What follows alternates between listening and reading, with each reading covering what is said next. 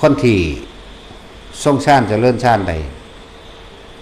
แม้นเจ้ากรรมในเวรเล็กๆน้อยๆเขามาหรือใหญ่ก็สร้างนะเมื่อการให้ผลของอกุศลกรรมมันให้ผลตอนนั้นเฮากำลังอยู่ในองค์ฌานอยู่กำลังทรงฌานอยู่จังซี่ตัวนี้แหละตัวความสงบหรือตัวบุญตัวนี้เป็นบุญจริตปกป้องเฮาเองเด้ด้วยตัวเราเองเด้อย่างว่าล่ะบางที่ผู้สิพยายามเอากับมึงปุ๊บมาถึงตัวบุญเอาบุญดีกว่าเว้ยสาธุน้ำมันกันแล้วไปนี่เป็นอโหสิกรรมพอแหละแล้วก็เป็นเหตุแห่งความทำให้ชีวิตดีขึ้นโดยฐานะอื่นๆว่าความเจริญแห่งโภคทรัพย์มันบ่เข้าใจมันต้องแปลเนาะเพราะมันธรรมดาเด้คนมันปึกหนาอีหลีเด้แม่นว่าล่ะอย่างน้อยเหตุแห่งความเจริญแห่งโภคทรัพย์มันยังคือโภคทรัพย์แม่นบ่ล่ะนั่นแล้วคนที่ฐานะชีวิตของตัวเองกะบ่ท่านใดไปในทางที่พออยู่พอกินคือยังฝืดเครื่องคือยังติดขัดคนยืมหนีไปกับว่าได้ขึ้นเหตุกิจการอีหยังก็ล่มละลายอยู่เรื่อยก็มาฝึกตัวนี้ลองเบิ่งเด้อฝึกการทรงฌานเจริญฌานนี่จึงเรียกว่าเหตุแห่งความเจริญแห่งโภคทรัพย์ด้วยอานาปานสติอาศัยสติปัฏฐาน4การทรงฌานเจริญฌานอยู่ในกายอันหนึ่งแล้วก็กายในกายคือลมหายใจนี่แหละคือกายในกายอันหนึ่งเป็นผู้มีความรู้สึกแห่งเวทนาหมายถึงความรู้สึกภายนอกสะก่อนแหละเมื่อมันทรงฌานเป็นแล้วนี้ดันใดแล้วก็จะเข้าสู่เวทนาในเวทนาคือความรู้สึกอันเป็นกลางมันจะแผ่ซ่านออกมาด้านข้างร่างกายเองนิ่มน่วงมั่งนั่นแหละแต่การมันก็จะเห็นจิตในจิตพร้อมจิตกับผู้รู้กับจิตแต่ในจิตเข้าไปอีกแปลว่าเห็นความคิดเจ้าของจะบ่ล่ะเห็นความคิดแบบนี้เองก็ค่อยฝึกหัดไปคนที่ทรงฌานเจริญฌานแล้วอาชีพการเงินการงานดีขึ้นไปในทางที่ดี3 เดือนขึ้นไปเดือนที่4ก็รู้เรื่องรู้ว่ามันจะค่อยๆมาแบบนี้เพราะว่าอย่างเขามีสติมากขึ้นเขาระลึกในความควรบ่ควรหรือผลร้ายผลเสียได้มากขึ้นเพราะว่าเขามีความสงบเดี๋ยวว่าล่ะบุญคือความสงบไหมนั่นแหละบุญมันเกิดถ้าจะเอาเรื่องลึกลับเจ้ากรรมนายเวรการให้ผลของกรรมต่างๆในขณะที่เราทรงฌานเจริญฌานมันก็ให้บ่ได้บัดนี้ผู้ว่าหูจักยังเลยมันให้ได้ผลมันเอายังได้ก็ได้เห็นบ่ล่ะมันเอายังได้ก็ได้ให้ผลยังได้ก็ได้เพราะว่ามันบ่มีในเครื่องป้องกันบ่มีบุญเป็นคือป้องกันบ่มีบุญญาฤทธิ์อย่างสั้นเขามาให้ยังได้ก็ได้ผลน้ำนั้นหลุดแล้วสมมติสิขี่รถไปนี่เอาพอดีอกุศลกรรมให้ผลแล้วปุ๊บขี่รถไปก็ซ่อนปวะหลุดเด้ตายก็ตายไปเลยนะบาดเจ็บแข้งขาขาดหักยังกับเป็นแบบไปเลยเด้แต่ว่าคนที่ฝึกหัดภาวนาทรงฌานเป็นแล้วหังสิมีหรอก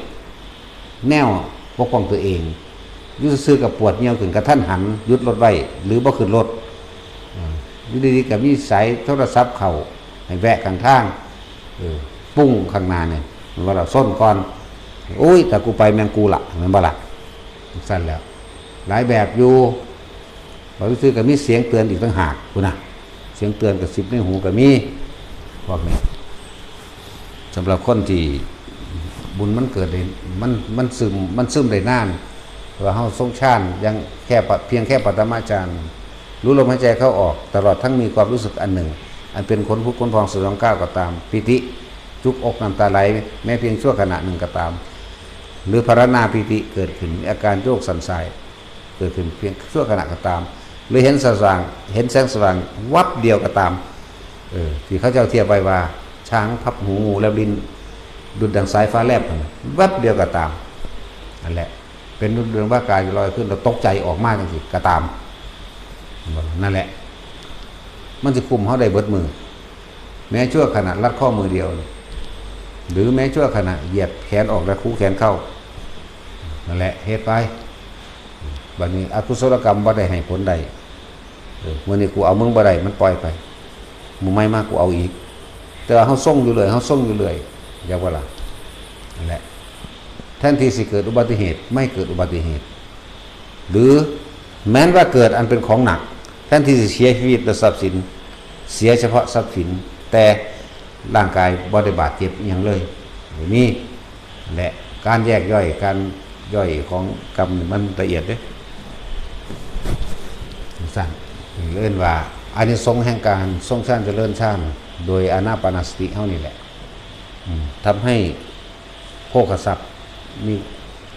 ชีวิตความเป็นอยู่ดีขึ้นเข้าใจว่าล่ะและทำให้ปลอดภัยจากอันตรายต่างๆปลอดภัยจากอกุศลกรรมเมื่อมาให้ผลส่วนกุศลกรรมให้ผลอยู่แล้วเข้าใจว่าล่ะทำให้โรคต่างๆที่เป็นหนักผ่อนคลายเป็นเบาและที่เบาๆทำให้หายได้เข้าใจว่าล่ะและที่ยังไม่เป็นเลยนั่นแหละว่าคนฝึกมาตะหน่อยตะนุ่มฝึกไปตามธรรมดาแล้วคนที่เป็นมะเร็ง40 ปีขึ้นไปเนาะ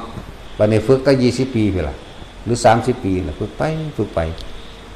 โรคนั้นหายเลยจะว่าล่ะ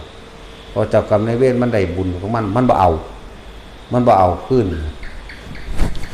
หลายอย่างดอกโรคที่จะเป็นในอายุ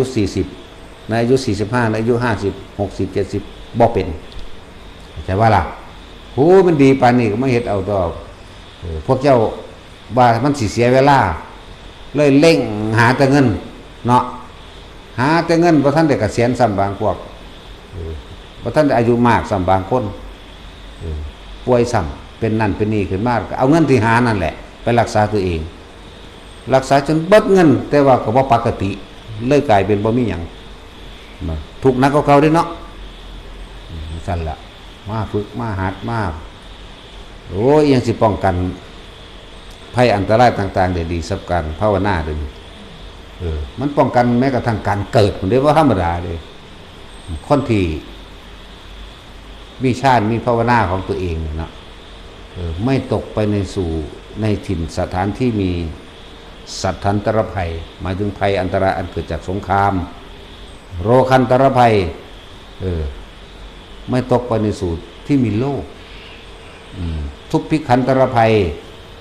แม้นบ้านเมืองนั้นสิอดอยากและแห้งแล้งเพียงใดก็ช่างตัวเองมีกินเหมือนเดิมเข้าใจบ่ล่ะอสุนีบาดภัยปลอดภัยจากฝ่าพาธรณีภัยปลอดภัยจากแผ่นดินถล่มวาตภัยปลอดภัยจากลมพายุหมุนสารตันอัคคีภัยปลอดภัยจากไฟเป็นผู้ไม่ตกเหวตายไม่ตกต้นไม้ตายเป็นผู้ไม่ตายด้วยสัตว์ร้ายสัตว์มีพิษเป็นผู้ไม่ตายด้วยหอกดาบแล้วและปืนไฟพร้อม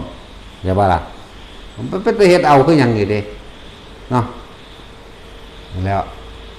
ก็บ่แม่นว่ามาเคร่งมาเครียดจุบเบิดมือเบิดเว้นอยู่นี่เด้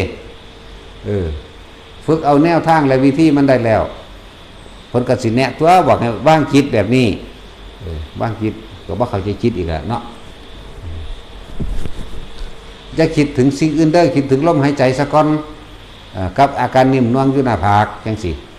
นั่นแหละเอาชั่วแค่ขณะหนึ่ง 2-3 วินาทีน่ะนะแค่นั้นก็คุ้มเลยเบิดมื้อแล้วเด้ครับโอ้ยสมจักให้คนได้ดีครับเนาะบ่ได้ดีก็สร้างหีแมงไปหยังเนาะเบิ่นผูกเนาะจักสิจังซั่นแล้วนั่นแหละมาฝึกเอาเป็นประโยชน์ต่อของได้บ่ได้เป็นประโยชน์กับผู้เว้าเด้ผลบ่ได้มีผลใดผลเสียหยังกับไผเด้เรื่องพวกนี้